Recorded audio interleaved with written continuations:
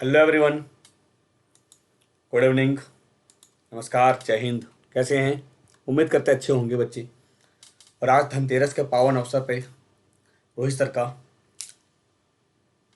हार्दिक बधाई स्वीकार करें। तो आज का जो त्यौहार है, ये धनतेरस, हम लोग सोचते हैं और सोचते हैं कि सर एक स्टूडेंट के लिए धनतेरस में क्या मतलब लिया जाए। तो एक छात्र के लिए धनतेरस के लिए क्या हो सकता है? किताबें, कॉपी, हमें रिजल्ट हो जाए, आने वाले समय में हमारे लिए कुछ अच्छा हो जाए, यही तो उम्मीद करेंगे एक छात्र के रूप में। तो बस हमारा बेस्ट विशेष है बच्चे कि 2021 का जो फेस्टिवल होगा, आप अपने सैलरी से ही खर्च करें, अपने पूरे माता पिता, अपने पेरेंट्स, अपने फैमिली को बिल्कुल ऐसा एहसास फील करवाएं कि हमारा बच्चा आज बिल्कुल सफल है ना। चलिए, हमारी मेहनत, आपकी मेहनत और ऊपर वाले का जो दुआ कहते हैं, है ना। चलिए शुरुआत करें आज की कहानी। तो क्लास शुरू करने के पहले एक छोटा सा इन्फॉर्मेशन आपको जो जैसे देते हैं, एनटीपीसी का क्रैश कोर्स इसलिए लेकर आए थे क्योंकि समय बहुत कम है। तो आप लोगों ने कहा भी था कि सर थ्योरी पढ़ने का समय नहीं है, तो एमसीक्यू वाइज यानी 5000 प्लस सवालों की सीरीज साइंस एंड टेक्नोलॉजी 10 नवंबर से शुरू हुआ है, जिसमें से 2 लेक्चर हुए हैं। अभी भी सारे लेक्चर बाकी हैं। आप चाहो तो ज्वाइन कर सकते हो रेफरल कोड बाबा10 लगाकर, ये जरूरी है आज के समय में। इसके अलावा बच्चे जो मैंने हिस्ट्री, पॉलिटी, ज्योग्राफी पढ़ाए सब रिकॉर्डेड मिल जाएंगे आपको, कहीं कुछ परेशान होने की जरूरत नहीं है। तो इसके अलावा रीजनिंग, मैथ्स सब कुछ इंक्लूड रहेंगे इसमें, ठीक है बच्चे। इसके अलावा 12 तारीख को शुरू हुआ था इकोनॉमिक्स, ये भी बहुत फायदा होगा आपको। अगर आपका एग्जाम CHSL अप्रैल में है, CGL है, MTS है, तो ज्वाइन करिए और फायदा उठाइए, ठीक है। चलिए शुरुआत करें कहानी आज की। Mudumalai sanctuary is famous for, Mudumalai अभ्यारण्य किसके लिए प्रसिद्ध है? हाथी के लिए, पक्षी के लिए, बाघ के लिए, या नन ऑफ द अबव, उपरोक्त में से कोई नहीं। Mudumalai sanctuary is famous for, Mudumalai अभ्यारण्य किसके लिए प्रसिद्ध है? तो पहले यह सोचना पड़ेगा कि मुद्दुमलाई है कहां, तभी तो हम जान सकेंगे। मुद्दुमलाई अभ्यारण्य की बात करें, ये देखो, तमिलनाडु, केरल और कर्नाटक के साथ ये अपनी बाउंड्री साझा करता है, यानी 3 राज्यों में। मुद्दुमलाई वन्य अभ्यारण्य अपने बाघ अभ्यारण्य के लिए प्रसिद्ध है। नीलगिरी पहाड़ियों के उत्तर पश्चिम में स्थित है। तमिलनाडु, केरल और कर्नाटक के साथ अपनी सीमाओं को ये साझा करता है, याद रहेगा। तमिलनाडु, केरल और कर्नाटक के साथ अपनी बाउंड्री को ये साझा करता है ना। दूसरा, in the individual Satyagraha Vinoba Bhave was chosen as the first Satyagrahi who was second। व्यक्तिगत सत्याग्रह में विनोबा भावे को पहले सत्याग्रही चुना गया था, दूसरा कौन था? तो in the individual Satyagraha Vinoba Bhave was chosen as the first Satyagrahi who was second, दूसरा कौन था? डॉक्टर राजेंद्र प्रसाद, पंडित जवाहरलाल नेहरू, श्री राजगोपालाचारी, सरदार वल्लभ भाई पटेल, क्या होगा? व्यक्तिगत सत्याग्रह में विनोबा भावे को पहले सत्याग्रही चुना गया था। यह कब की कहानी कहता है, तो आपको समझना पड़ेगा कि यह 1940 की बात है, जब गांधी जी के कहने पे जवाहरलाल नेहरू पहले सत्याग्रही बने। दूसरे दूसरे पहले कौन है? विनोबा भावे। कहां? महाराष्ट्र के पवनार में। महाराष्ट्र के पवनार में इन्होंने क्या किया था कि सत्याग्रह शुरू किया, इंडिविजुअल सत्याग्रह, व्यक्तिगत सत्याग्रह। दूसरे जवाहरलाल नेहरू, तीसरे ब्रह्मदत्त थे।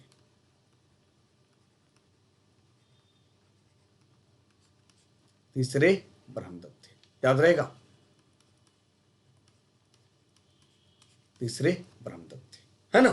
चलिए, तो 17 अक्टूबर 1940 को महात्मा गांधी ने आचार्य विनोबा भावे को व्यक्तिगत सत्याग्रह को शुरू करने के लिए पहला सत्याग्रही और दूसरे के रूप में जवाहरलाल नेहरू को चुना था, तीसरे ब्रह्मदत्त थे, याद रखना। सवाल number 3, in which year reserve bank of India was nationalised, किस वर्ष भारतीय रिजर्व बैंक का राष्ट्रीयकरण किया गया था? 1935, 1942, 1949, 1952, क्या होगा? जल्दी।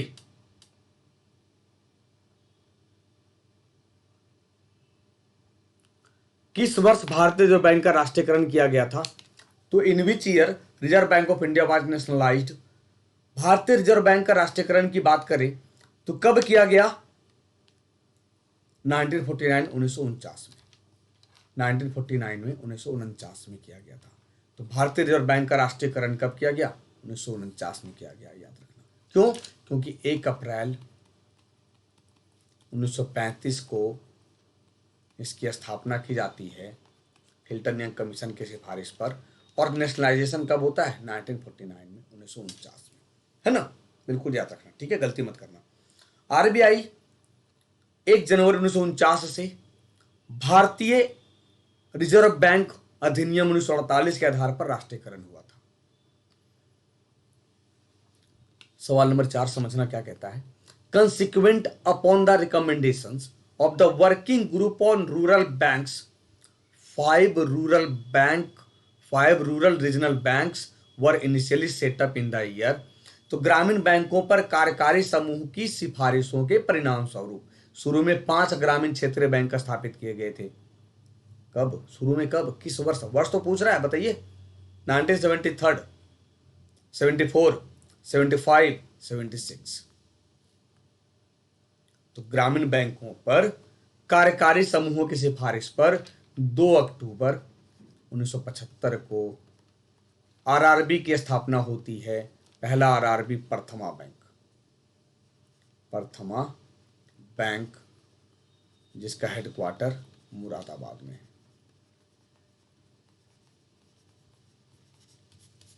ठीक है, तो कार्य समूह की सिफारिशों के परिणाम स्वरूप 2 अक्टूबर 1975 को 5 ग्रामीण क्षेत्रीय बैंक शुरू किए गए थे। बिल्कुल याद रखना। सुंदरवन फॉरेस्ट और कोस्टल फॉरेस्ट, सुंदरवन किसके तटीय वन है? कावेरी डेल्टा, गोदावरी डेल्टा, मन्नार की खाड़ी या गंगा डेल्टा? सुंदरवन कहां मौजूद है? यह मोटा मोटी सवाल यही कहता है। तो सुंदरवन की बात करें, किसके तटीय वन है बच्चे? ये गंगा डेल्टा के तटीय वन है। क्या है ये? गंगा डेल्टा। क्यों? क्योंकि सुंदरवन सबसे बड़ा डेल्टा विश्व का। तो ये बंगाल की खाड़ी, यहां पे गंगा ब्रह्मपुत्र का डेल्टा बनेगा। सबसे बड़ा डेल्टा सुंदरवन का। ठीक है, अगर रिवर आइलैंड की बात करते तब आप बोलते गंगा ब्रह्मपुत्र का। अरे बात समझ में?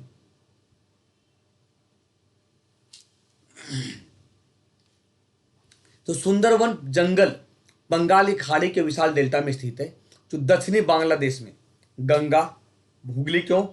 हुगली जानते हैं। वेस्ट बंगाल में पद्मा क्यों? गंगा का नाम, बांग्लादेश में पद्मा। ब्रह्मपुत्रा, ये तो क्लियर है। मेघना क्यों? क्योंकि ब्रह्मपुत्रा को हम जमुना के नाम से जानते हैं, और एक और नदी मिलती है मेघना। तो ये फाइनली गंगा जमुना मिलकर और मेघना मिलकर मेघना कहलाती है। मेघना कहलाती है ना? Which of the following was not founded by doctor B R Ambedkar? निम्नलिखित में से क्या डॉक्टर बी आर अम्बेडकर द्वारा स्थापित नहीं किया गया? Deccan education society, Samaj Samata Sangh, people's education society, depressed classes institute? क्या होगा? सवाल नंबर 6 कि क्या डॉक्टर बी आर अम्बेडकर द्वारा स्थापित नहीं है?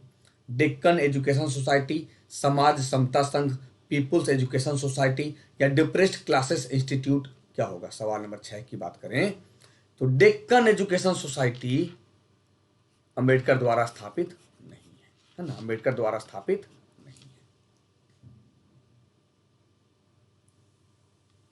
तो किसने बनाया इसे बच्चे? 1880 में विष्णु शास्त्री चिपलुनकर और बाल गंगाधर तिलक ने पुणे में न्यू इंग्लिश स्कूल की स्थापना की।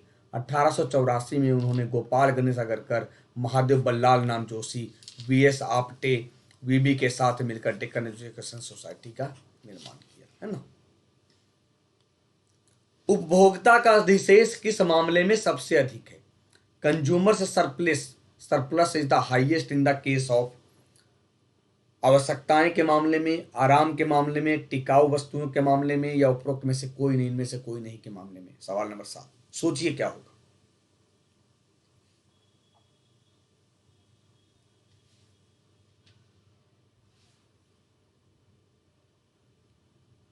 जल्दी।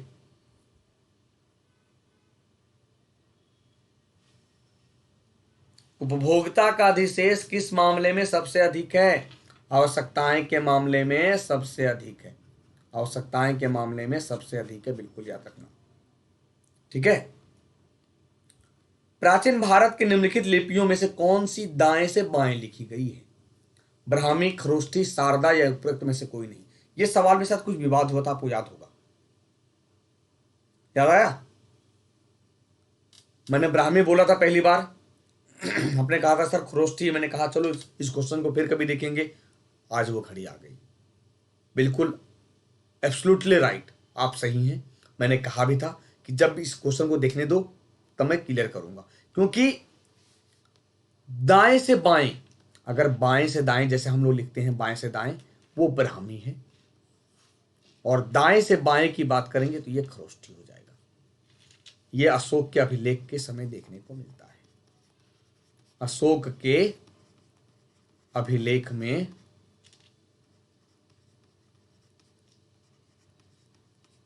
देखने को मिलता है। अशोक के अभिलेख में देखने को मिलता है, बिल्कुल याद रखना। ठीक है बच्चे।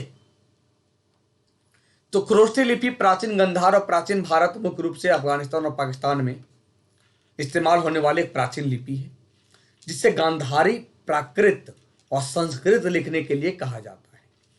खरोष्ठी को ज्यादातर दाएं से बाएं लिखा जाता है, जबकि ब्राह्मी को कैसे, लेफ्ट टू राइट।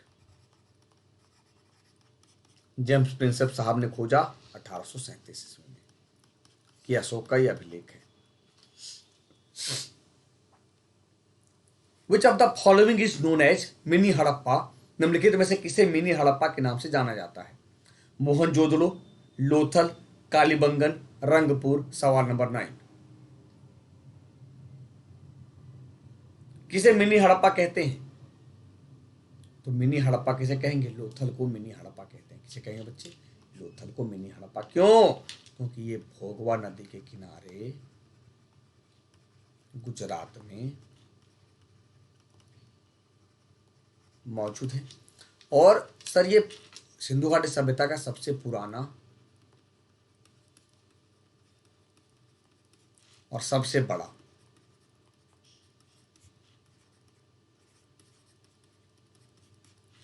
डॉकयार्ड था, या पोर्ट कहने, बंदरगाह था। ठीक है। कालीबंगन, काले रंग की चूड़ियां, राजस्थान घग्गर नदी के किनारे, मोहनजोदड़ो सिंधु नदी के किनारे, कहां? पाकिस्तान। तो लोथल की खुदाई 1953 में आर राव ने की थी, या गुजरात में स्थित है। इसे मिनी हड़प्पा भी कहते हैं, है ना। The Kuka movement started in the mid 19th century. 19वीं सदी के मध्य में कूका आंदोलन कहां शुरू हुआ था? वेस्टर्न पंजाब, महाराष्ट्र, बंगाल, मध्य भारत। सवाल नंबर 10। इसी में से बच्चे आपको याद होगा एक कूकी मूवमेंट है। कूकी मूवमेंट है, कूकी आंदोलन है।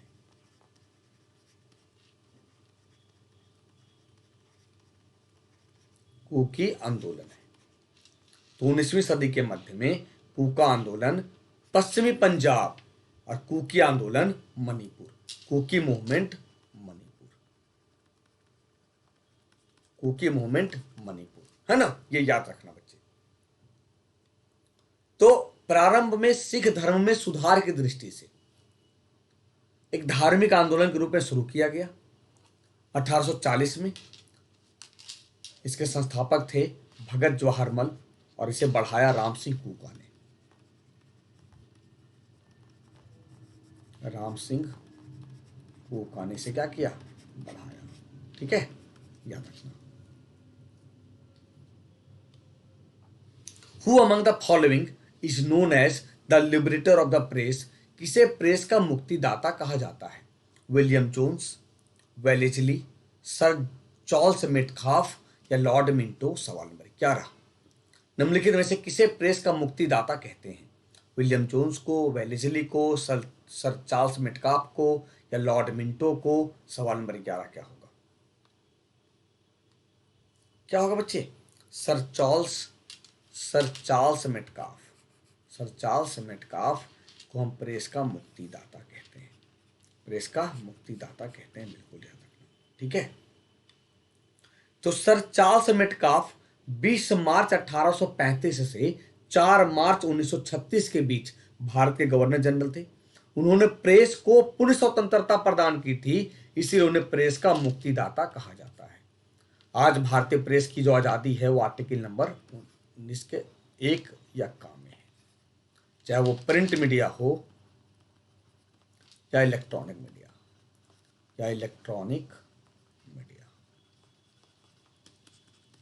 बिल्कुल याद रखना। ठीक है, Akhil Bharatiya trade union Congress AITUC का गठन किस वर्ष में किया गया था? 1917, 1920, 1921, 1922? अखिल भारतीय ट्रेड यूनियन कांग्रेस का गठन किस वर्ष में किया गया था? जल्दी।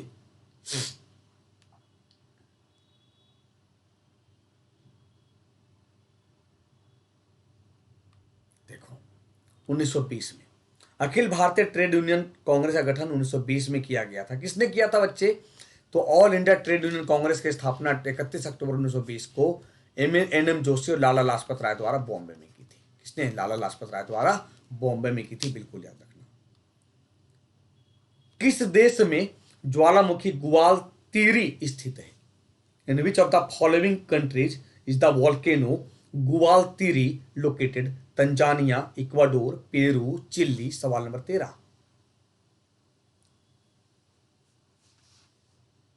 किस देश में ज्वालामुखी गुवालतीरी स्थित है? क्या होगा? चिल्ली, सैंटियागो, याद रखना। तो ज्वालामुखी गुवालतीरी कहां? चिल्ली में स्थित है। कहां पे? चिल्ली में स्थित है, बिल्कुल याद रखना। ग्वालतीरी चिल्ली में 6071 मीटर ऊंचा वॉल्केनो है, ज्वालामुखी है ना। The Cripps mission visited India during the reason? किसके शासन के दौरान भारत आया था Cripps mission? Lord Linlithgow, lord Wavell, lord Wellington या लॉर्ड माउंटबेटन? सवाल नंबर 14 क्या होगा? क्रिप्स मिशन किसके शासनकाल के दौरान भारत आया था? Lord Linlithgow, lord Wavell, lord Wellington, Lord Mountbatten? सवाल नंबर 14। तो भैया क्रिप्स मिशन 1942 1942 में ये आता है, लॉर्ड लिनलिथगो के समय में। किसके समय में? लॉर्ड लिनलिथगो के समय में आता है, ये बिल्कुल याद रखना। क्रिप्स मिशन, जिसको Gandhi ji post dated cheque कहते हैं। पोस्ट डेटेड चेक कहते हैं। क्या कहते हैं बच्चे? पोस्ट डेटेड चेक कहते हैं, बिल्कुल याद रखना। ठीक है, तो भारत के गवर्नर या वायसराय लॉर्ड लिनलिथगो 1936 से 44 तक भारत के वायसराय थे। 8 साल की अवधि भारत के वायसराय के रूप में सबसे लंबा शासनकाल अगर रहा है तो लिनलिथगो का रहा है। 1942 का भारत छोड़ो आंदोलन भी इन्हीं के कार्यकाल में हुआ था, ये याद रखना। ठीक है, in democracy the prominence is given to? लोकतंत्र में प्रमुखता प्रदान की जाती है किसे? एग्जीक्यूटिव को, जुडिशरी को, सिविल सोसाइटी को या सिटीजन को? क्या होगा? लोकतंत्र में प्रमुखता किसे प्रदान की जाती है? क्या होगा? सिटीजन, नागरिक को। भैया नागरिक है तभी तो। लोकतंत्र में जनता प्रधान है, जनता के द्वारा चुनी गई सरकार। अरे बात समझ में? तो नागरिक होगा। ठीक है, 1919 में दिल्ली में अखिल भारतीय खिलाफत सम्मेलन के अध्यक्ष के रूप में निम्नलिखित में से किसे चुना गया था? शौकत अली, मोहम्मद अली जिन्ना, महात्मा गांधी या मोतीलाल नेहरू? क्या होगा? Who among the following was elected as the president of All India Khilafat Conference when it met at Delhi in 1919? जब पहली खिलाफत भारतीय सम्मेलन जब हुआ था, यानी खिलाफत आंदोलन जब हुआ था, आपको याद होगा, खिलाफत आंदोलन की शुरुआत अंग्रेजों के खिलाफ तुर्की के समर्थन में मौलाना मोहम्मद अली और शौकत अली, जिसे हम अली ब्रदर कहते हैं, इन्होंने किया था। लेकिन अध्यक्षता गांधी जी ने किया था, ये याद रखना। और गांधी जी ने भी हाथों हाथ लिया था, क्योंकि गांधी जी भी चाहते थे हिंदू मुस्लिम फिर से यूनाइट हो जाए, है ना। A region of weak winds is called, कमजोर हवाओं का क्षेत्र क्या कहलाता है? चिल्का, डोल्ड्रम, हरिकेन या ऑल ऑफ द अबव, उपरोक्त सभी। A region of weak winds is called, कमजोर हवाओं का क्षेत्र को हम क्या कहते हैं? चिल्का कहते हैं, डोल्ड्रम कहते हैं, तूफान कहते हैं या ऑल ऑफ द अबव कहते हैं। सवाल नंबर 17। तो कमजोर हवाओं का क्षेत्र को हम क्या कहेंगे? डोल्ड्रम। भैया चिल्का तो झील है, चिल्का झील है, सैलिन वाटर लैक, जो ओडिशा, एशिया का सबसे बड़ा खारे पानी का झील। डोल्ड्रम पता क्या होगा? देखो, ये इक्वेटर है और ये 5 डिग्री नॉर्थ और 5 डिग्री साउथ के बीच, नॉर्थ और साउथ के बीच जो हवाएं चलती हैं उसे हम डोल्ड्रम कहते हैं। क्या कहते हैं? उसे हम डोल्ड्रम कहते हैं, याद रखना, डोल्ड्रम। ठीक है, डोनाल्ड ट्रंप नहीं, डोल्ड्रम। Donald Trump. कमजोर हवाओं का क्षेत्र क्या कहेंगे? डोल्ड्रम कहेंगे। ठीक है, याद रखना। किसी राज्य की पहली महिला मुख्य न्यायाधीश? अरे यार, कितनी बार पूछा ये सवाल, आपका बताओ। पहली महिला मुख्य न्यायाधीश को नियुक्त किया गया था, कौन थी? फातिमा बीवी, लीला सेठ, रानी जेठमलानी या इनमें से कोई नहीं? महिला मुख्य न्यायाधीश लीला सेठ हिमाचल प्रदेश की मुख्य न्यायाधीश थी। अगर ऐसी बात करें न्यायाधीश की, तो ये कहाँ? दिल्ली में थी, दिल्ली की। फातिमा बीवी सुप्रीम कोर्ट की जज, महिला मुख्य न्यायाधीश मत करना, सुप्रीम कोर्ट की जज थी। ठीक है, याद रखना, फातिमा बीवी। ठीक है बच्चे। तो लीला सेठ दिल्ली उच्च न्यायालय की पहली महिला न्यायाधीश और 5 अगस्त 1991 को हिमाचल प्रदेश राज्य की उच्च न्यायालय की मुख्य न्यायाधीश बनने वाली पहली महिला बनी है। सवाल number 19। Mount Godwin Austen is also known as, mount Godwin Austen को किस रूप में जानते हैं? कंचनजंगा, माउंट एवरेस्ट, K2, इनमें से कोई नहीं? क्या होगा बच्चे? माउंट गॉडविन ऑस्टिन के रूप में हम जानते हैं, क्या होगा जरा बताइए कमेंट बॉक्स में।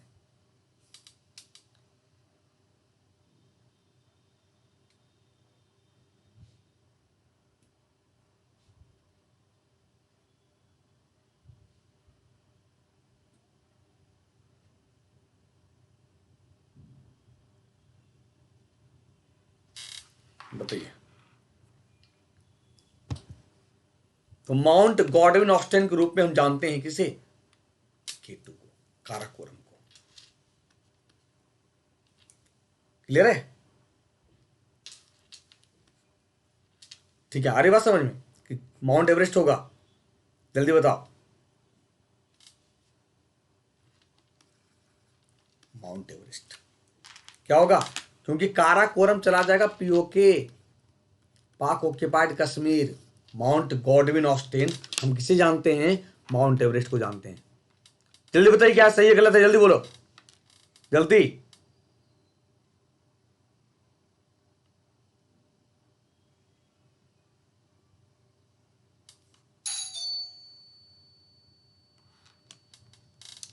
किसे कहेंगे?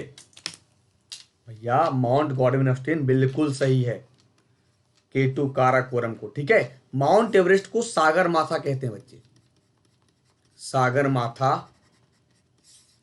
कहते हैं माउंट एवरेस्ट को। ठीक है, तो काराकोरम को गॉडविन ऑस्टिन के नाम से जानते हैं, जो पीओके में कश्मीर में है। कंचनजंगा कहां? सिक्किम में, याद रखना। ठीक है, तो ये गॉडविन ऑस्टिन जिसे हम K2 कहते हैं, पाकिस्तान और चीन की सीमा के पास उत्तरी जम्मू कश्मीर काराकोरम रेंज में स्थित है, बिल्कुल याद रखना। तो ये था आज का सेशन। अब एक चीज समझना बच्चे, 5000 प्लस सवालों की जो सीरीज है, इसमें मैं साइंस पढ़ा रहा हूं, अभी हिस्ट्री पढ़ा दिया हूं, ज्योग्राफी पढ़ा दिया, पॉलिटी पढ़ा दिया।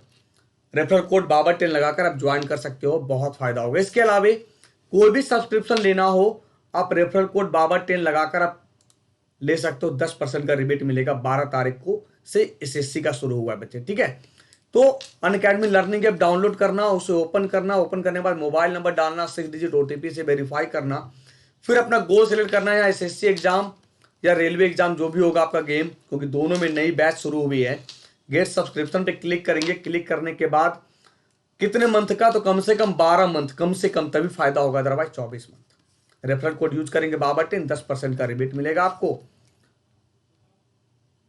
क्रेडिट कार्ड से अगर होगा तो ईएमआई में कन्वर्ट हो जाएगा, डेबिट कार्ड होगा तो वन टाइम पेमेंट कर सकते हो आप। रेफरल कोड क्या यूज करेंगे, बाबा10, ठीक है बच्चे। अगर सेशन अच्छा लगा होगा तो लाइक करना, शेयर करना अपने दोस्तों के साथ। चलिए, कल दीपावली है, इस प्रकाश के त्योहार पे बिल्कुल आप भी झिलमिलाते रहिए, और आने वाले समय में जो आपका लक्ष्य है, एम है, पूरा हो। इसी के साथ आज की क्लास, शुक्रिया, जय हिंद।